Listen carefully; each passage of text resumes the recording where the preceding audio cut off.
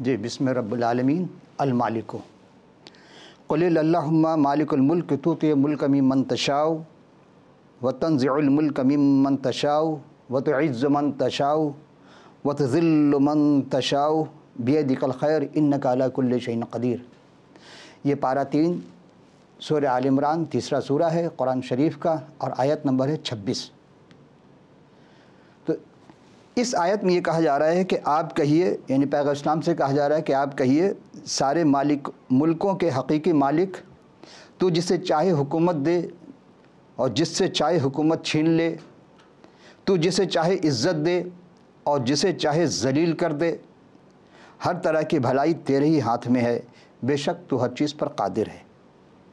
عزیزان من، ہم اسے مالک کیوں کہیں؟ کوئی تو وجوہات ہوں گے مالک کہنے کے، اور ہم یہ آخری موضوع سخن جو رکھا آج کا، یہ ذکر ہے یا مالکو۔ یہ مظہر صفات الہیہ میں سے ایک صفت ہے، یا مالکو یا المالک۔ مالک اسی کو کہا جائے گا جس کی ملکیت ہو۔ تو خدا کی ملکیت کتنی ہے، کیوں ہے؟ جب وہ مصور ہے تو اس نے سوچا، تصویر بنائی، رنگ بھرا، اور پھر اس کی تخلیق کی، اس لیے وہ یا خالق ہوا۔ اور جس چیز کو اس نے خلق کیا ہے اس سب کا وہ مالک ہے۔ اب اس نے کیا چیز خلق کیا؟ سب سے آخر میں اس نے کہا کہ ہم نے انسان کو خلق کیا اپنی شبیہ، اپنی صورت پر، یعنی جناب آدم علیہ السلام کو۔ تو اب یہ آدم اگر زمین پر ہے، یہ انسان زمین پر ہے، تو یہ کتنا بڑا ہے؟ اگر آپ غور کریں گے تو ہمارے جسم انسانی، ہم جس کرۂ ارض پر رہ رہے ہیں، اس کا حجم ہمارے کرۂ سے تقریباً 30 ارب کھرب گنا بڑا ہے۔ یعنی زمین ہماری اتنی بڑی، ہم کتنے چھوٹے ہیں۔ لیکن جب آپ سورج پہ غور کریں گے تو سورج ہماری زمین سے 10 لاکھ گنا بڑا ہے۔ اب آپ غور کرتے چلیں وہ مالک کیسا ہے اور کس کس چیز کا وہ مالک ہے، کہ آخر اس کو مالک کیوں کہا جائے؟ یہ سورج زمین سے 10 لاکھ گنا بڑا ہے، تو کیا سورج سے بھی کوئی بڑی شے ہے؟ جی ہاں، ایک اور سیارہ ہے جس کا نام ہے ایٹاگورومی۔ یہ نامی سورج ہے، اور یہ ہماری اس سورج سے 50 لاکھ گنا بڑا ہے۔ صرف یہی نہ رکیں، بلکہ ایک قدم اور آگے چلیں گے تو آپ کو بیٹل گیلیوز، بیٹل جوس کہا جاتا ہے اسے عام طور پر۔ یہ ایک سورج ہے، یہ ہمارے سورج سے تقریباً 30 کروڑ گنا بڑا ہے۔ پھر یہاں نہ رکیں، ایک قدم اور آگے چلیں گے تو آپ کو ملے گا وی وائی گینس میجورس، یہ ایک سورج ہے، اور یہ سورج ہمارے سورج سے 1 ارب گنا بڑا ہے۔ اب آپ سوچیں کہ یہ تمام چیز مل کر کے ایک ملکی وے بنتی ہیں، ایک کہکشائی نظام بنتی ہیں، اور ان کہکشائی نظام کو جب ہم غور کرتے ہیں تو اس میں ہمارے سورج جیسے 300 ارب سورج موجود ہیں۔ ابھی تو یہاں تک تحقیق پہنچی ہے۔ تو ہم صرف زمین پر رہ کر کے اپنے آپ کو بہت بڑا سمجھتے ہیں۔ جس کے ہاتھ میں حکومت آ جاتی ہے وہ سمجھتا ہے کہ میں بہت بڑا ہوں۔ نہیں، تو زبان سے پھر جو کہتا ہے اللہ اکبر، اس کا معنی خدا سب سے بڑا ہے، پھر وہ خدا سے بھی اپنے آپ کو بڑا سمجھنے لگتا ہے۔ جب وہ غور کرے گا اپنے ذات پر، اپنے آپ پر کہ وہ کس چیز سے خلق کیا گیا، تو اس کے اندر بڑائی نہیں رہے گی۔ پھر آپ غور کریں کہ پھر ہم جب غور کرتے ہیں، دیکھتے چلتے ہیں، تو اگر ہم اس کہکشائی نظام میں ہم سفر کرنا چاہیں، اس گلیکسی میں جانا چاہیں، اور ہم اس زمین پر ایک ایسی سواری تیار کر لیں، اس سواری کو 3 لاکھ پر سیکنڈ کے اسپیڈ سے ہم اگر دوڑائیں، کتنے؟ 3 لاکھ پر سیکنڈ، تو پوری ہماری کرۂ ارض کا، اس زمین کا 7واں چکر لگا کر یہ واپس آ جائے گی۔ تو اس طرح اب ہم جب غور کریں گے کہ اس کہکشاں میں پار کرنے کے لیے ہمیں اس سیارے کو، یعنی اس 1 سیکنڈ میں 3 لاکھ میٹر کو جو سفر طے کر 3 لاکھ کلومیٹر سفر کرنے کے لیے ہمیں کتنا وقت درکار ہوگا؟ 1 لاکھ سال تک ہم اگر سفر کرتے رہیں پھر بھی اس کہکشاں کو ہم کراس نہیں کر سکیں گے، وہاں تک پہنچ نہیں سکتے۔ اب یہاں نہ رکے، ایک قدم ہم اور آگے چلتے ہیں اور دیکھتے ہیں کہ ہمارے پڑوسی ایک سیارہ ہے، ایک کہکشاں ہے۔ یہ تو ایک کہکشاں، ہم نے کہا نا آپ سے، ہمارے پڑوس میں ایک کہکشاں ہے، اس کا نام ہے اینڈرومیڈا ہے، اور وہ ہماری کہکشاں سے دوگنا ہے، یعنی 2 صفر زیادہ ہے، 2 ڈبل ہے وہ۔ تو یہاں بھی یہ بھی چھوٹی شے نظر آتی ہے क्योंकि ये 2 लाख नूरी साल सफ़र के वसी व अरीज़ इलाके में फैला हुआ है। लेकिन आप जब चलेंगे तो इसके बाद एक और गैलेक्सी मिलेगी, वो M81 AM81। ये गैलेक्सी, ये कहकशां, ये हमारी कहकशां से 60 गुना बड़ा है। अब आप गौर करते चलें कि जबकि इसके बाद एक और आपको कहकशां निज़ाम मिलेगा जिसे JC1011 यानी JC1011, ये कहकशां निज़ाम हमारे कहकशां से तकरीबन 600 गुना बड़ा है। अब आप फिर गौर करें कि इसी तरह ये सिस्टम ख़त्म नहीं होता है, बल्कि जैसे जैसे जितने भी सैयारे हैं, जितनी भी कहकशाएँ हम देखते हैं, इन तमाम कहकशाओं को एक जगह जमा किया जाता है, उसका नाम रखता है क्लस्टर। तो ये तमाम सैयारे, इन तमाम कहकशां को क्लस्टर में जब बनाया जाता है तो ये तमाम क्लस्टर बनने के बाद उसमें तकरीबन 47,000 कहकशाएँ होती हैं। और 47,000 कहकशाओं को जब आप गौर करेंगे तो ये एक क्लस्टर बनता है। इसी तरह जब क्लस्टर्स आपस में जमा किए जाते हैं, यानी उन सब का वो सुपर क्लस्टर कहलाता है। और सुपर क्लस्टर में जब आप गौर करेंगे तो हम जिस क्लस्टर में रहते हैं ये उसका लोकल सुपर क्लस्टर कहलाता है। इन लोकल सुपर क्लस्टर में 100 के करीब क्लस्टर्स हैं। कुछ बात उस खालिक कायनात की खलाकियत को समझ में आती है इंसान की।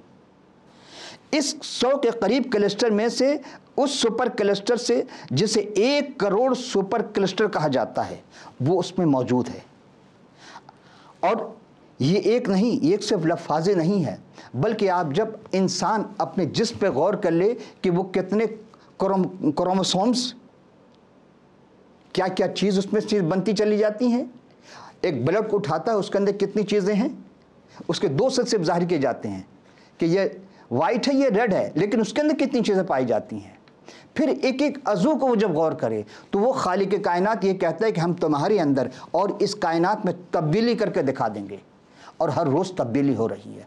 कल एक बच्चा नाबालिग था, 1 घंटे के बाद बालिग हो गया, क्या तब्दीली खुदा ने करके नहीं दिखाई?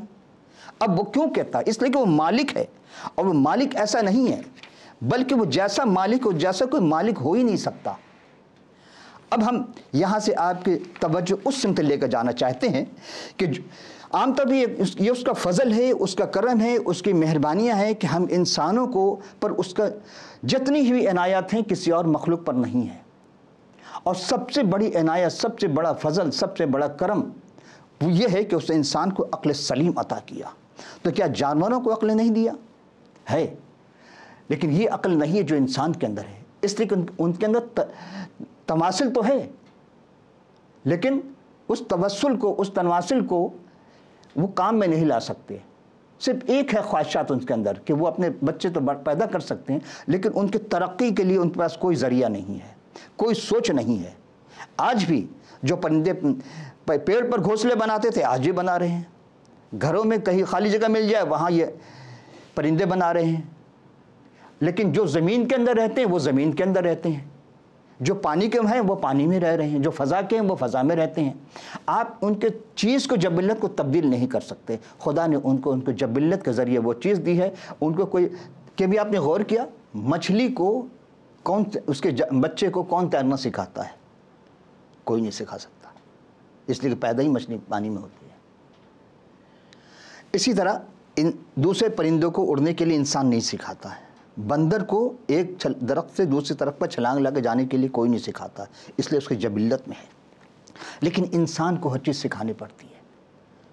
और फिर क्या खूबसूरत किसी ने कौल कहा था कि तुम अपने बच्चे को अपने ज़माने के मुताबिक तालीम न दो, बल्कि उसके ज़माने के मुताबिक तालीम दो, ताकि वो ज़माने से कट कर न रह जाए। वो इस कायनात में खुदा ने जिस मौका, जिस महल के लिए खल्क़ किया है, वो उसके लिए खल्क़ किया है, ताकि उसमें वो रह करके इस खुदा के निज़ाम को और बेहतर तरीके से, बेहतर अंदाज में उस तरक्की के मराहिल को जो खुदा चाहता है उसके ज़रिए उसको वो परवान चढ़ा सके।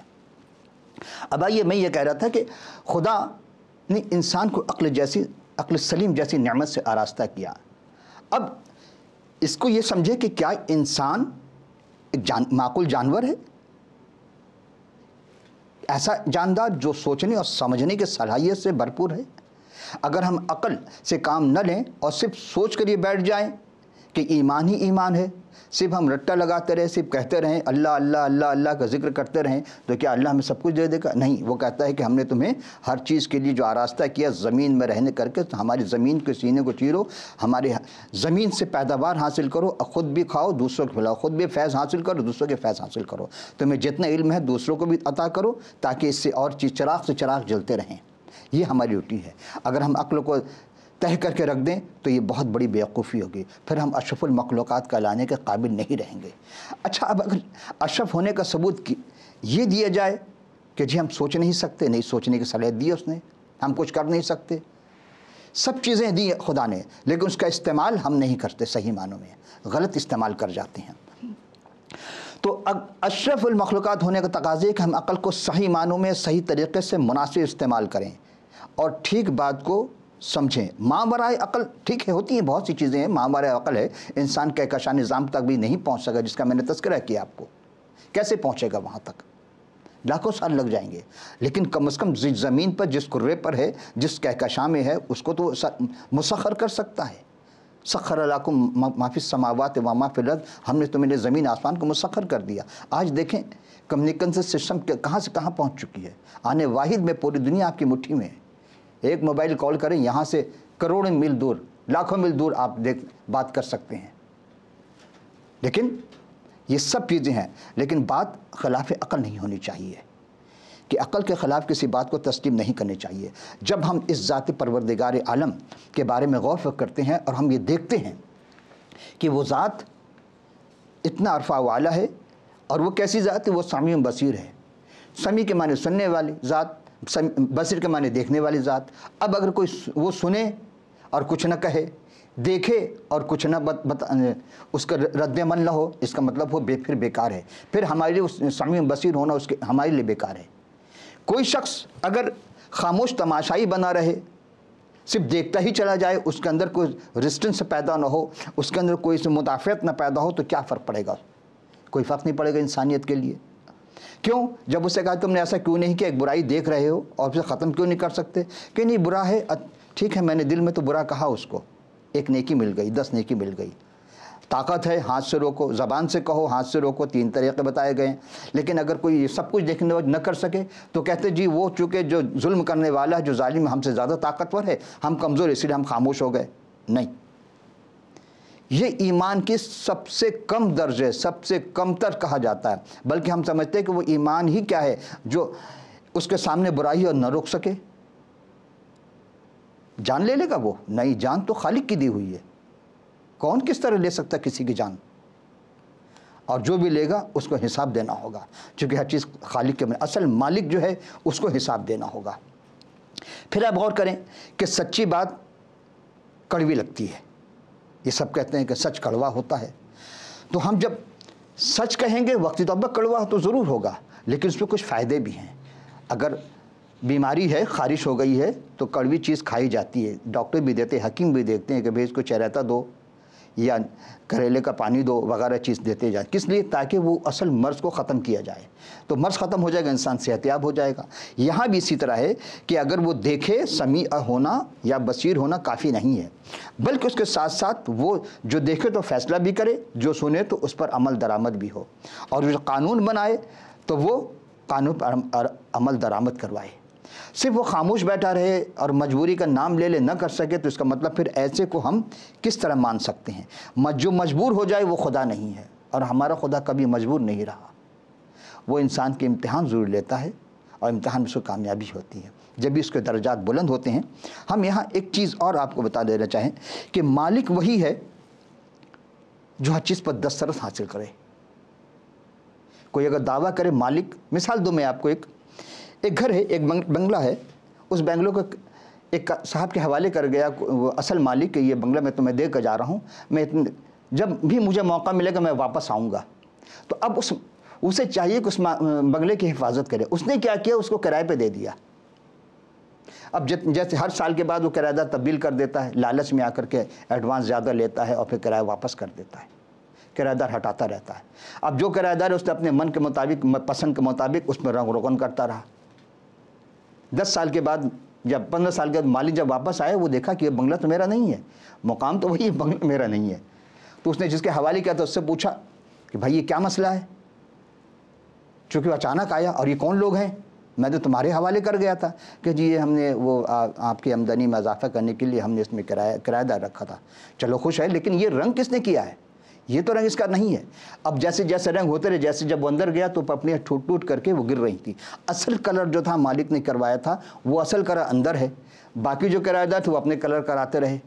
تو اب اصل مالک، اس راز کو میں اینڈ پہ جا کر بتاؤں گا آپ کو کہ اصل مالک جب آئے گا یہاں پر تو اس نے جو کلر کیا ہے، اس نے جس کو کلر کر کے بھیجا ہے، اگر اس کلر میں دنیا والے اپنی پسند کے مطابق، اپنی مرضی کے مطابق کلر کرتے رہیں گے تو اصل جو مصور ہے، اصل جو خالق ہے، اصل جو مالک ہے، جب وہ دوبارہ آئے گا تو کیا وہ چھوڑ دے گا اس کو جس کے حوالے کر کے جا رہا ہے؟ نہیں۔ کیوں؟ اس لیے کہ اس نے اصل کلر کو برباد کر دیا ہے۔ تو اب جس نے اپنے حقیقی خالق اور مالک کے بنائے ہوئے چیز میں رد و بدل کرنے، اس کے بگاڑنے کی کوشش کی تو مالک تو نہیں چھوڑے گا، وہ سب کو سزا دے گا، اس لیے کہ وہ مالک ٹھہرا۔ تو ایک عام بنگلے کا مالک اگر کسی پر عدالتی کارروائی کر سکتا ہے تو جو حقیقی مالک جب آئے گا، عدالت لگائے گا، تو کون بچے گا اس سے؟ عزیزو، ہم آپ کو اس زمانے میں لے کر چلتے ہیں جس زمانے میں جناب مولا حضرت سیدنا یسوع المسیح سلام علیہ تشریف لائے تھے۔ تو اس زمانے میں چھوٹے چھوٹے علاقے ہوا کرتے تھے، بادشاہ ہوا کرتے تھے۔ میں اپنے ان بچوں کو بتانا چاہتا ہوں جب یہ تاریخ سے ناواقفیت رکھے ہیں اور بڑی دل جمعی کے ساتھ ہماری گفتگو سماعت فرماتے ہیں، تو ان کے نالج میں ایک اضافے کے لیے میں یہ بتانا چاہتا ہوں کہ جس زمانے میں سیدنا یسوع مسیح سلام علیہ جلوہ فروز ہوئی، زمین پر تشریف لائے، تو اس زمانے میں چھوٹے چھوٹے علاقے ہوتے تھے، اس علاقوں میں بادشاہ ہوا کرتے تھے۔ اور یہ جو بادشاہی تھی وہ تمام بادشاہ ایسے ہوتے تھے کہ وہ برٹش روم کے بادشاہ تھی، سلطنت روما کے شہنشاہیت تھی۔ اس نے کیا کیا تھا، جہاں جہاں جتنے بھی علاقے میں ان کی حکومت تھی وہاں اس نے بادشاہ قائم کر دی تھی، اور اصل بادشاہ جو تھی اس شہنشاہ روم کے پاس تھی۔ تو اپنے طور پر ایسا لگتا تھا کہ یہ جو بادشاہ تھے ظاہری طور پر چھوٹے سے علاقے کے بادشاہ تھی، وہ وہاں حاکم بنے ہوئے تھے، لیکن جب بھی کوئی بھی حکم شہنشاہ روم کے سے جاری ہوتی تھی ان تمام بادشاہوں تک پہنچائی جاتی تھی۔ اگر اس کے خلاف جا نہیں سکتے تھے، وہ جو حکم ہوتا تھا ان شہنشاہ روم کا وہ تسلیم کرنی پڑتی تھی ان کو، خواہ انہیں کتنی کڑوی گھونٹ کیوں نہ پینے پڑے۔ تو وہاں سے جو حکم صادر ہوتا اسے ماننا پڑتا تھا، جیسا چاہے وہ کیسا ہی حکم کیوں نہ ہو۔ تو ہم صرف سمجھانے کے لیے آپ کی خدمت پیش کر رہے ہیں۔ اسی طرح ذات پروردگار عالم جو تمام شہنشاہوں کا شہنشاہ ہے، جو تمام مالکوں کا مالک ہے، جو تمام حاکموں کا حاکم ہے، جو تمام خداؤں کا خداوند ہے، وہ اس کے آگے کسی کی نہیں چلتی۔ ہاں، وہ کیا ہے، وہ پوری دنیا میں اسی کی حکومت ہے اور وہ تمام مالکوں کا مالک ہے۔ آپ جب غور کریں گے وہ بادشاہ ہے اور اس کے آگے کسی کی جب چل نہیں سکتی تو وہ اپنے حکم کو، اپنے قانون کو نافذ کر سکتا ہے۔ یہی خصوصیت جب ہم غور کرتے ہیں عرفانی طور پر اس رمز میں جا کر، اس کیفیت میں جا کر، جب اس اسماء صفات الہی کو جس کا ہم تذکرہ کرتے چل رہے ہیں آپ سے، تو یہ سیدنا یسوع المسیح سلام علیہ میں یہ ساری باتیں پائی جاتی ہیں۔ ان کے ایک شاگردوں میں سے تھے حضرت یوحنا۔ بڑے ایک زمانے میں حضرت یسوع نے ان کے پر ایک کشف کیا اور وہ کشف کی حالت میں ایک مقام پر پہنچے، یعنی کشف کہتے ہیں، انہوں نے ایک کتاب بھی لکھی، اس کو کہتے ہیں مکاشفہ۔ یوحنا عارف کا مکاشفہ، عارف تھے، عارف کہتے ہیں جاننے والے کو، جب اس پر وہ کوئی چیز انکشاف ہو جاتی ہے، مستقبل کی باتیں جب انکشاف ہو جاتی ہیں تو وہ عارف ہو جاتا ہے۔ آپ نے سنا کہ بہت سے لوگ عارف باللہ کہلاتے ہیں، تو یہ بھی تھے، عارف باللہ تھے۔ اور جناب یوحنا نے وہ جب کشف کیا تو انہیں بہت ساری چیزیں نظر آئیں، جن میں سے ایک واقعہ میں آپ کی خدمت پیش کرنا چاہتا ہوں۔ انہوں نے کہا کہ میں جو باتیں تم سے کر رہا ہوں، یعنی یسوع نے کہا کہ جو مسیح کہلاتا ہے، میں قادر مطلق ہوں اور میں بادشاہوں کا بادشاہ ہوں، میں شہنشاہوں کا شہنشاہ ہوں، مجھ سے بڑا بادشاہ کوئی اس دنیا میں ہے ہی نہیں۔ کیا آپ اپنے آپ کو یہ کہہ سکیں گے کہ میں بادشاہ ہوں؟ یعنی کوئی بھی انسان کہہ سکتا ہے، کوئی بادشاہ کہہ سکتا ہے میں زمین و آسمان کا بادشاہ ہوں؟ ایک ملک کا تو ہو سکتا ہے، ایک علاقے کا تو ہو سکتا ہے، لیکن پورے جگہ کا نہیں ہو سکتا۔ یہاں یہ سوال پیدا ہوتا ہے، یہ کہہ دینا بہت آسان ہے کہ میں اس دنیا کا شہنشاہ ہوں، ٹھیک ہے، کوئی بھی تسلیم کر لے گا، وقتی طور پر سمجھے گا یہ شاید ذہنی توازن کھو بیٹھے ہیں، ایمان میں یا عقل میں کمی ہے، جب یہ اپنے آپ کو بادشاہ کے شہنشاہ کہہ رہے ہیں، لیکن کوئی شہنشاہ اس کو قبول نہیں کر سکتا۔ کیوں؟ کہ کوئی اس کو دیکھتا اور کوئی بھی سمجھتا بھی نہیں۔ تو جو دیکھتا ہے سمجھتا ہے وہی اس چیز کو، واقعی آپ اس دنیا کے بادشاہ ہیں کہ نہیں، مالک ہے کہ نہیں۔ ہماری سمجھ یہ بات آ سکتی ہے کہ ایک آدمی کے پاس طاقت ہے اور وہ طاقت وہ اپنا حکم چلا رہا ہے، میں گفتگو تھوڑی دیر پہلے بھی کر چکا تھا، لیکن یہاں ربط دینے کے لیے کہ وہ اپنا حکم چلا رہا ہے اور اس کا حکم جو ہے سب مان رہے ہیں، لیکن اگر ہم اس آدمی کی حالت کو دیکھیں تو سب سے کمزور نظر آتا ہے۔ زمانے کے اعتبار سے اس کو تو باڈی بلڈر ہونا چاہیے، بہت قوی ہونے چاہیے، بہت دراز قد ہونا چاہیے، لیکن نہیں، بہت دبلا پتلا منحنی سا، بہت کمزور، اس کی ریڑھ کی پسلی کی ہڈیاں بھی گنی جا سکتی ہیں، اتنا کمزور شخص۔ اور اس وقت اس کی بادشاہی کا اعتراف کر لے کوئی، اگر اس حالت میں اس کی بادشاہی کا اعتراف کر لے، کس کی؟ تو وہ ایمان کی معراج کو پہنچ سکتا ہے۔ ایسے ایک واقعہ کلام اللہ میں درج ہے کہ جب سیدنا یسوع مسیح سلام علیہ کو مصلوب کیا جا رہا تھا، لگتا یہ تھا کہ دنیا کا سب سے کمزور ترین شخص ہے۔ اس وقت آپ کے ساتھ مصلوب ہونے والے دو اور شخص بھی تھے جو ان کے دائیں بائیں مصلوب کیے جا رہے تھے۔ باغی تھا ایک، وہ حکومت کا تختہ الٹنا چاہتا تھا، جس طرح عام طور پر ہوتا ہے کہ اپنے گروہ بنا لیا اور پھر تختہ الٹ دیا۔ تو وہ بھی اپنے زمانے میں کوشش کیا تھا کہ میں حکومت کا تختہ الٹ دوں اور خود بادشاہ بن جاؤں، اس کی خواہش تھی۔ خود بادشاہ تو نہ بن سکا، لیکن جب گرفتار ہوا اور اسے بھی جب مصلوب کیا جا رہا تھا، تو وہ شخص بادشاہ جو بننے کا خواب دیکھ رہا تھا، اس نے کہا کہ تخت پر بیٹھ کر بادشاہت تو کرنا بہت آسان ہے، لیکن تختہ دار پر بادشاہت کرنا، حاکم کرنا، حکومت کرنا کسی کے بس کی بات نہیں ہے، چونکہ بہت عمیق نگاہ رکھتا تھا وہ شخص۔ اور جب تخت پر بادشاہی کرنا کسی کو آتا ہے، اور اس نے جب یہ محسوس کر لیا کہ یہ وہ شخص نہیں ہے، اور یہ کسی نے کہا کہ اگر یہ واقعی ہے خدا کا بیٹا ہے تو اپنے کو اتار لے، اس نے کہا کہ نہیں۔ بس جب اس نے اس کیفیت کو، اس رمز کو، اس حقیقت کو جان گیا جو حکومت کے نگاہ میں مجرم تھا، اس نے کہا اور ببانگ دوہل کہا یسوع مسیح سلام علیہ سے۔ اس کے لیے میں آپ کو حضرت لوقا کی معرفت لکھی گئی انجیل میں 23ویں باب کی ہم اس کے 43ویں آیت کی تلاوت کریں گے۔ اس نے اس سے کہا، میں تجھ سے سچ کہتا ہوں کہ آج ہی تو میرے ساتھ فردوس میں ہوگا۔ کس بیس پر کہا؟ اس نے جملہ کہا تھا، اس نے کہا کہ یسوع جب آپ اپنی بادشاہی پہ آنا تو میرا خیال کرنا۔ کیا مطلب؟ کہ جب آپ اس عدالت لگائیں گے، اس آخری ایام میں جب دوبارہ آپ دنیا پر تشریف لائیں گے، تو آپ عدل کریں گے، انصاف نہیں۔ انصاف کے معنی ہے نصف کا جمع، ایک چیز کو دو برابر حصوں میں تقسیم کر دینا، اس کے معنی انصاف۔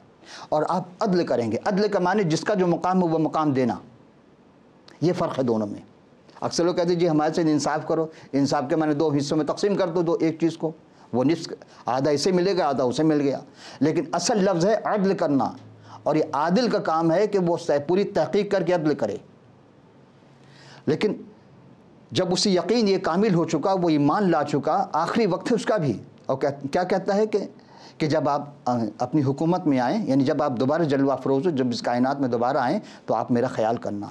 یسوع نے کیا کہا؟ یسوع مسیح سلام علیہ نے کہا کہ تم آج ہی میرے ساتھ جنت الفردوس میں ہوگے۔ یہ دعویٰ کسی نے نہیں کیا اس سے پہلے۔ سب یہ کیا کہتے ہیں کہ جی آپ دعا کریں کہ ہم گناہ کی مغفرت کے جو جنوب ہو گیا ہے، گناہ کی معافی مانگ لے، اور پھر اس کے بعد کہ ٹھیک ہے ہم دعا کرتے ہیں اللہ آپ کو جنت الفردوس میں مقام عطا کرے۔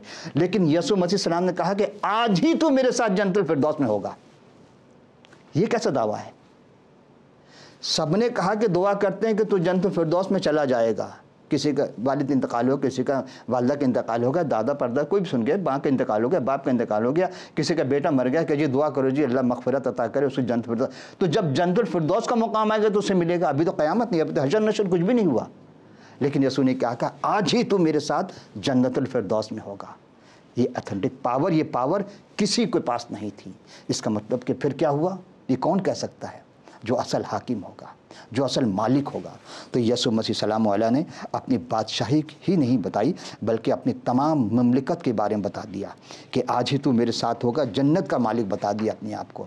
اور کیا کہا کہ وہ جو بادشاہی ہوگی وہ سورہ فاتحہ کی 3 آیت، مالک یوم الدین، کہ یوم الدین کا مالک ہوگا، کہ وہ جزا اور سزا کا مالک ہوگا۔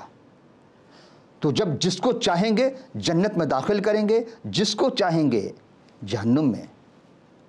اتنا آسان نہیں ہے عزیزو۔ پھر کیوں؟ وہ جب آئیں گے تو کیا ہوگا؟ پھر آواز دی، ہم آپ کے پیچھے لے چلتے ہیں۔ یہ سورہ فجر 30واں پارہ، آخری پارہ ہے قرآن شریف کا، اور سورہ فجر 89 89 سورہ ہے، اور آیت نمبر ہے 22۔ وجا رب کا ملکن صفن صفا، تمہارا خدا مالک جب آئے گا اس حالت میں فرشتے سب بسب اس کے آگے ہاتھ باندھے کھڑے رہیں گے۔ رکے نہیں، ایک قدم اور ہم چلتے آپ کو لے کر کے۔ یہ 13واں پارہ، اور سورہ ابراہیم 14واں سورہ ہے، پارہ 13، سورہ 14 ابراہیم، آیت نمبر 22۔ یوم تبدل الارض غیر الارض والسماوات والبزور اللہ واحد القہار، جس دن یہ زمین کسی دوسرے زمین سے بدل دی جائے گی، یہ آسمان دوسرے آسمان سے بدل کر کچھ سے کچھ کر دے جائیں گے، اور سب لوگ اس کے حضور نکل کر کھڑے ہوں گے، جو اکیلا سب پر غالب آئے گا۔ اب آپ نے سمجھا، غور کیا کہ کلام کیا کہہ رہا ہے؟ یہ سنی سنائی بات نہیں ہے، یہ وہ مالک ہے کہ کسی بادشاہ نے مغلیہ دور میں، جہانگیر ایک بادشاہ گزرا تھا، اس نے اپنے حکومت میں ایک گھنٹی لگائی ہوئی تھی، جس کو جو شکایت ہوتی تھی، جو تکلیف پہنچتی، وہ اگر گھنٹی بجاتا تھا، اور بجانے کے بعد وہ بادشاہ اپنے حواریوں کو، جتنے اس کے تھے کارندے تھے، اس سب کو لے کر کے فوری بھاگا آتا تھا کہ کیا ہے مسئلہ، اس کو حل کیا جائے۔ لیکن یہ جو بادشاہ آئے گا، اس نے کوئی گھنٹی لٹکائی نہیں ہے، یہ ڈائریکٹ بات کرے گا ہر کسی سے۔ تم نے یہ کیا ہے، اس لیے کہ وہ عالم الغیب ہے، تمہیں یہ سزا ملے گی، تم نے یہ کیا تمہیں یہ جزا ملے گی۔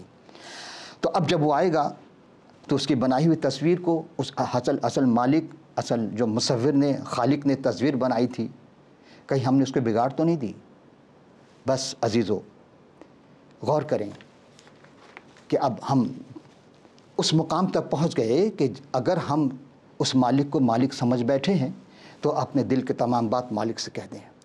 وہ اتنا بڑا مالک ہے کہ ہماری سب خطاؤں گناہوں کو معاف کر دے گا، اور وہ ہمیں اسی طرح جس طرح اس نے دار پر لٹکے وہ شخص کے ایمان کو کہا تھا کہ آج ہی تو میرے ساتھ فردوس میں ہوگا، تو وہ جب آئے اور اس وقت ہم اس کو پہچان نہ پائیں تو بہت دشواری ہوگی۔ عزیزو ابھی سے اس کو پہچان لیں، اس پر ایمان لے آئیں، تاکہ وہ ہم سے یہ نہ کہے کہ تو نے مجھے نہیں مانا اور تیرا ٹھکانہ جنت میں نہیں ہے۔ سوچئے، غور کیجئے۔ اس پروگرام کے بعد آپ کو اسکرین پر سلائیڈ چلائی جائے گی، جس میں ہمارا ای میل ایڈریس ہوگا، فون نمبر ہوں گے، اسکائپ ایڈریس ہوں گے۔ آپ ہمیں ضرور کریں، کال کریں، ہم سے جو بھی کہیں بھی آپ کو کوئی چیز نظر آئے پوچھ سکتے ہیں، ہم آپ کے کمنٹس کا انتظار کریں گے۔ تو اگلی نشست کے لیے اجازت، اس وقت کے لیے خدا حافظ ناصر۔